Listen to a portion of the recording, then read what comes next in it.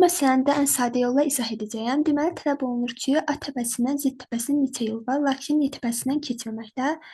Buna görə Y təpəsinə daxil olan və çıxan oxları bağlamalıyıq. Yəni, üzərindən bu formada xətt çəkmək kifayətdir.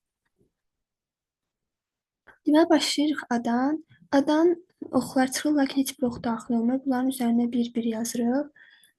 B-yə yalnız bir ox daxil olub, onun üzərində 1 var. Elə 1 ilə də çıxışı olacaq. Lakin C-yə 2 ox daxil olur. Bir burada, bir burada. Bu ikisinin cəmi yazılacaq çıxan oxların üzərində, yəni 2. D-yə daxil olan oxun üzərində 2, 1, cəmi 3 olacaq. Yəni çıxan oxun üzərində 3 yazılmalıdır. Deməli, F-ə K da daxil olur, K-nı da yazmalıyıq. K-yə 2 ilə daxil olunubsa, 2 ilə də çıxış olacaq. Çünki başqa heç bir ox daxil olmuyor. F-ə 2, 2, 3, 7 ilə çıxış olacaq. Yəni bu üçünün cəmi. T-yə daxil olub 2 ilə və 7 ilə bunların cəmi çıxacaq. 9. Elə 9 və 2 daxil olub.